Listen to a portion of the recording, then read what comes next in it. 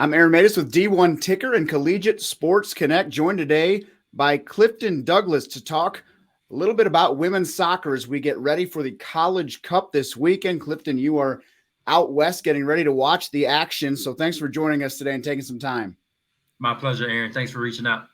Wanted to ask you first and foremost, as the selection committee chair, how much personal responsibility do you feel watching the bracket kind of unfold? Does an upset bother you, or how much are you paying attention, seeing how you constructed the field? Well, I don't put a lot of personal ownership into it. It's definitely a committee decision when we sit in the room for 3 days in November, and we sit down and we really hash out who the top teams in the country are. So a lot of time and effort goes into that. I don't feel like I own it personally, but at the same time, I think all of us, each one of the committee members, take a lot of responsibility in putting forward the teams that we feel have built the best resume over the last few months and making sure that we have the best feel once we get into the NCAA tournament. So again, I think me personally, not a lot of, I don't want to make it seem like I own it personally, but the committee definitely takes a lot into it. And when we start to see upsets, I won't say there's any disappointment. To me, I think that's just exciting soccer because similar to basketball, you have the March Madness. We just have our madness in November and December. Yeah, hindsight's always 2020. I feel like there's always people ready to second guess the committee once the ball is tipped, so to speak, given whatever sport you're playing. One of tonight's semifinals is BYU Santa Clara. It is a conference rematch. We were curious, could you see a day and age where the College Cup is reseeded to avoid that matchup of teams that have seen each other already, or are we just too far along in the bracket at this point? I think it's exactly what you said. I think once it gets to this point, we're too far along in the bracket. I think you get to the point where we pay a lot of attention to that when we put together the bracket. So we eliminate conference matchups in the first and second round. But once it gets past that, fall where they are. And I think we had some upsets this year. We had some really strong games, some teams that have really the cards have just fallen in their favor, and you're going to see a Santa Clara BYU matchup that you saw earlier in the year against two teams that are really on a run right now and playing really well. So I'm excited to see it.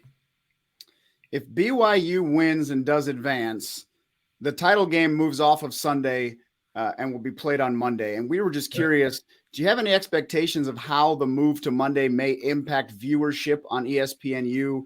Positive or negative, or any thoughts in general on kind of a unique circumstance there? Well, I think it could have an impact. I don't put a lot of weight into it and just thinking about the viewership. I think one thing, if there are some BYU fans who weren't able to come down, maybe they'll get an opportunity to catch it on television. So I think it might increase some viewership in that aspect. And I think if it goes the other way and Santa Clara advances, I plan on we probably will have a full house with them being host and a lot of their fans being local here in the San Jose, Santa Clara area. So I think, it could go either way, but I think that tickets are really hot right now. And as we continue to sell, if we get to a sold out standpoint, we might not have a choice but for people to come and watch it on ESPNU. Just some forward-looking thoughts to kind of finish up here. Where do we stand on the potential for a new Elite Eight format? Some of the stuff that's kind of been talked about down the road. Yeah, that's definitely a hot topic, especially with coaches. And I think teams are really excited about the aspect of that. I think there's some great marketing and branding aspects that could be put into place. As of right now, though, I think, it's yet to be determined. We'll just have to have some conversations internally and with the NCAA and with our committee and with the Championship Oversight Committee on the future of women's soccer and what that looks like. But I definitely, we've heard a lot about that. I think there's a lot of people who would be excited about it. But it's too early to tell. I think we're trying to get through this year's College Cup, and then we have some meetings coming up that will definitely be a bullet point on our agenda. I noticed you said it was a hot topic, but you avoided giving your opinion on it. Can we get that or no?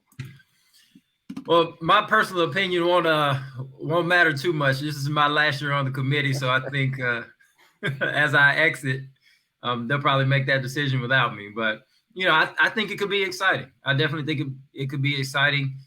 We just have to be the right format. We have to figure out what makes the most sense as far as teams being able to come in and still giving student athletes enough rest as well in between games, because this late in the year, you see injuries start to pop up with student athletes, and that's really important to coaches as well, is trying to get them as much rest in between games, and also so that they can be at the top of their game.